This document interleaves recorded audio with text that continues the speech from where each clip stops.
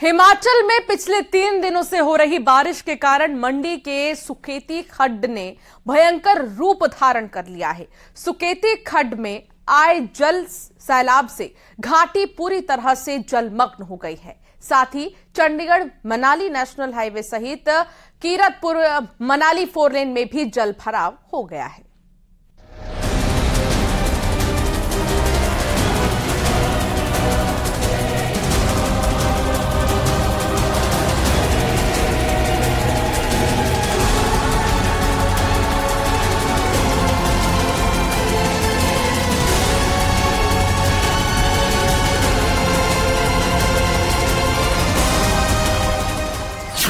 UP में बाढ़ बारिश का कहर।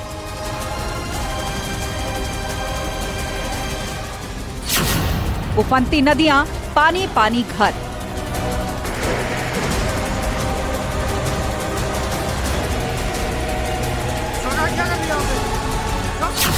पहाड़ में बाढ़ से डूबती डगर।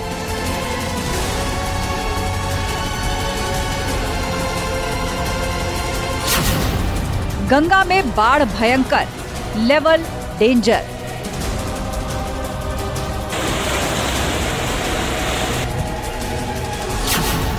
गंगा में उफान, किसान परेशान।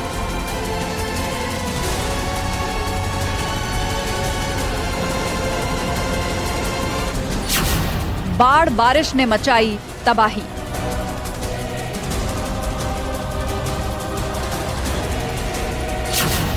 पहाड़ से मैदान तक पानी पानी।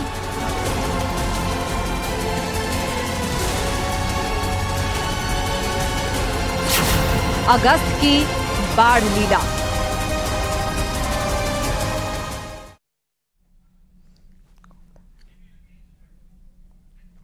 तो इस बाढ़ से क्षेत्र के 50 से करीब ज्यादा गांव ऐसे हैं जहां पानी ही पानी दिखाई दे रहा है। क्षेत्र के दर्जनों स्कूल भी जलमग्न हो गए हैं। सुकेती खड्ड के बहाव में मंडी नेरचौक हाईवे के किनारे स्थापित विभिन्न इंडस्ट्रीज भी जलमग्न हो गई हैं।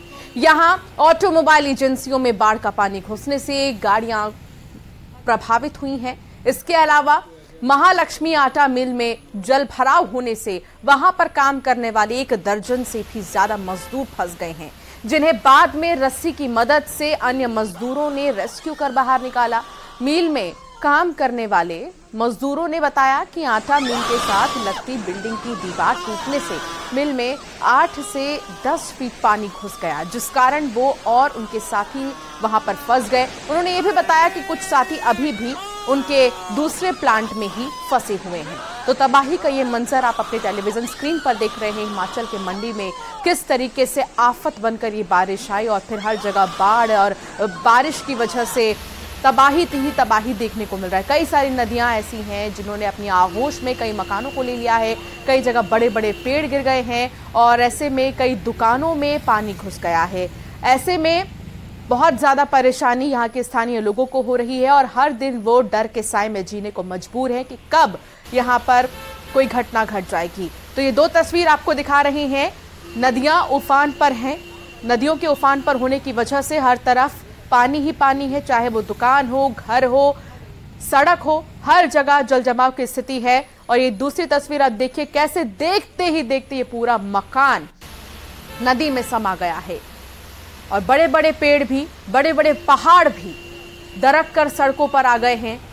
ये तबाही की वो तस्वीर है जिन्हें देखकर हर किसी का दिल कांप उठे, सिहर उठे। बाढ़, बारिश और लैंडस्लाइड की वजह से कितनी ज्यादा परेशानी हो रही है हिमाचल के मंडी में।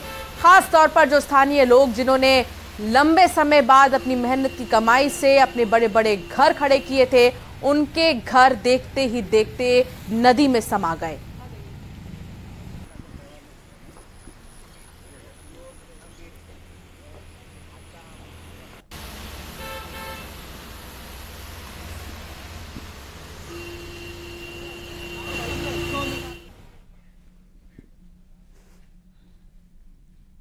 अब दिखाते हैं मेरठ की तस्वीरें। बाढ़ की विनाश लीला में नदी किनारे बना 2 मंजिला मकान ताश के पत्ते की तरह बह गया। पलक झपकते ही गंगा में मकान समा गया, यानी कि 10 सेकंड में बह गया 2 मंजिला मकान। गंगा में आई बाढ़ के कारण बरगद का पेड़ भी गंगा में समा गया। मेरठ के हसनापुर में गंगा उफान पर है। गंगा का जलस्तर बढ़ने से तेजी से किनारों पर कटान हो रहा है। ये तस्वीर देखिए सबसे पहले, जहां महज कुछ सेकंड में ही ये पूरा मकान नदी में समा गया। मेरठ की ये तस्वीर आपको दिखा रही है।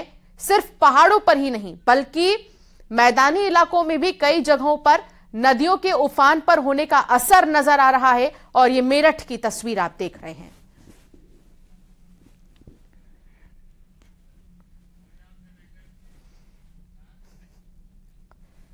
और चलिए अब खबरों में आगे बढ़ेंगे। श्रीनगर गढ़वाल में हनुमान जी का पुराना मंदिर जीवी के जल विद्युत परियोजना की झील में समा गया है। मंदिर के साथ खड़ा पीपल का पेड़ भी देखते ही देखते अलकनंदा नदी में बह गया है। वीडियो श्रीनगर गढ़वाल के फरासू के पास का है। यहां लगातार अलकनंदा का जलस्तर बढ़ने से भूस्खलन की आशंका बढ़ गई है। तस्वीरों में साफ देख सकते हैं कि कैसे नदी में पूरा मंदिर समा गया। बारिश के बाद से ही नदियां उफान पर हैं और जो लोगों की परेशानियां बढ़ा रही हैं। अरे पीपल का पेड़ भी नदी में समा गया। ये देखिए काफी पुराना पीपल का पेड़ देखते ही देखते नदी में समा गया।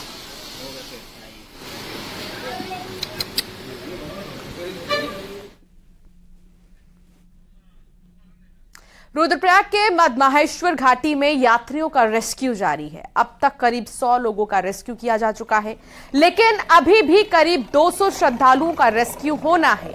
गोंडार गांव के पास का पुल टूट जाने के बाद करीब 300 यात्री फंस गए थे, जिनको निकालने का काम लगातार चल रहा है।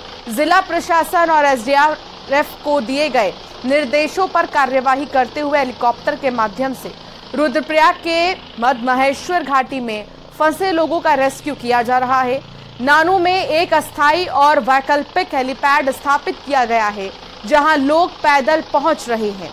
इसके उपरांत उन्हें रांसी गांव पहुंचाया जा रहा है, जहां वे सुरक्षित आगे बढ़ रहे हैं। तो कई लोगों का रेस्क्यू अब तक किया जा चुका है। अब भी बहुत सारे लोग फंसे हुए हैं जिनका रेस्क्यू किया जाना बाकी है और ये सिलसिला अभी चल रहा है।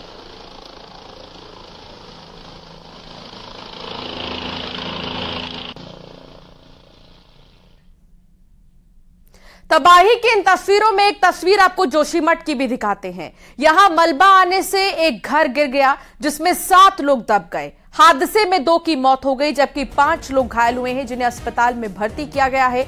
एसडीआरएफ ने रेस्क्यू अभियान चलाकर मलबे से लोगों को बाहर निकाल लिया है।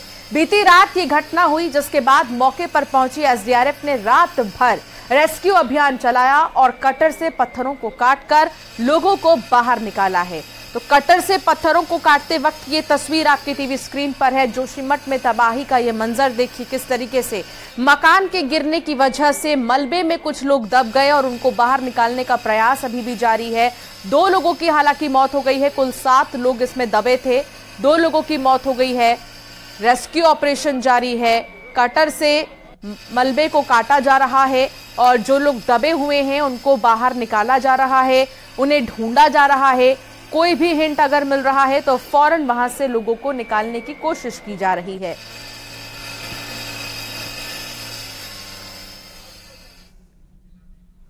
तो कुल मिलाकर पहाड़ों पर हुई जोरदार बारिश का असर गोरखपुर से होकर बहने वाली सभी नदियों पर देखा जा रहा है। सभी नदियां उफान पर हैं। हालांकि अभी कोई भी नदी खतरे के निशान को पार नहीं की है। राप्ती नदी अभी खतरे के निशान से 1 मीटर नीचे बह रही है।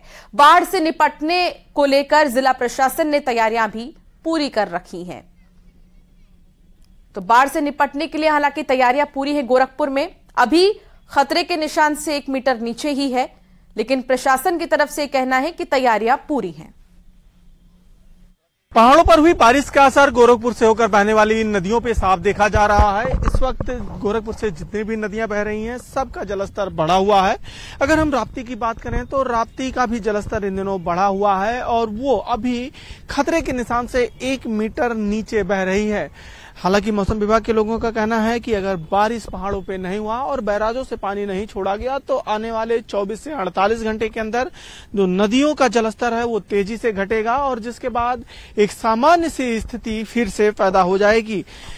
गोरखपुर में बाढ़ से बचाव को लेकर जिला प्रशासन ने अपनी तैयारियां पूरी कर रखी हैं कि अगर बाढ़ की स्थिति आती है तो उससे तुरंत कैसे निपटा जाए। अखिलेश पांडे के साथ रामगोपाल द्विवेदी, न्यूज 18 गोरखपुर। तो पहाड़ों से लेकर मैदानी इलाके तक किस तरीके की तबाही है, इसकी तस्वीर आपको हम दिखा रहे थे। एक छोटे से ब्रेक के लिए यहां पर रुकना होगा, लेकिन ब्रेक के उस पार भी बात करेंगे खास खबरों की। आप देख रहे हैं